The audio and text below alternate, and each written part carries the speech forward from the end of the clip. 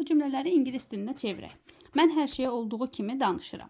İngilis dilində cümlə necədir? Əgər cümlədə hərəkət varsa, birinci adamı deyirdi, daha sonra hərəkəti deyirdi. Adam kimdir? Mən. I.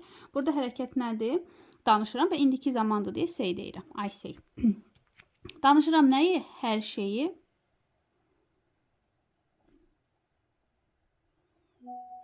Burada digər söz bizim üçün əsas önəmli olan olduğu kimi. Olduğu kimi sözü burada bir dənə, yəni hər şey tək olduğuna görə, yəni everything-lə iz işlənir axı, yəni bunu bilirik, təkliyi bildirdiyinə görə burada it is və as.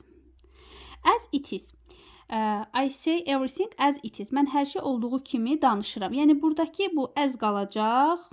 Bu dəyişməyəcək. Bir dənə şey olduğuna görə is, indiki zaman olduğuna görə, bir dənə şey olduğuna görə it, indiki zaman olduğuna görə də isdir. Okay mi? Burada bir digər nümunəyə də baxaq. O hər şeyi olduğu kimi qəbul edir.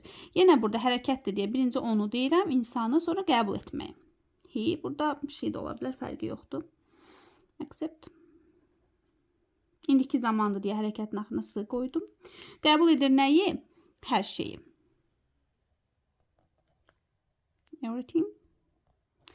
Yenə burada olduğu kimi bu ifadəni necə deyirəm? As it is. Dediyim kimi burada bir dənə everything təkliyi bildirdiyinə görə it oldu. İndiki zaman olduğuna görə is oldu. Keçək biraz da keçmiş zamanda bu tip cümlələr necə qurulur ona baxaq. Sən mənə hər şey olduğu kimi dedin. Sən dedin və keçmiş zamanda dedin sözü keçmiş zamanda olur told. Mənə. Told me. Mənə. Dedin nəyi? Hər şeyi.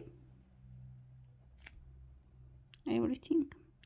Olduğu kimi, yenə olduğu kimi var. Burada artıq mən yenə as dəyişmir, həmişə qalacaq. Yenə bir dənə şeydir, everything təkdir deyə iti deyirəm.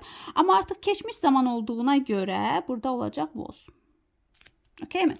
Burada cəm bir şey olsa bu dəyişəcək, cəmiyə görə uyğun olacaq. Çoxlu şey olsa it də dəyişib, dey olacaq. Bu şəkildə.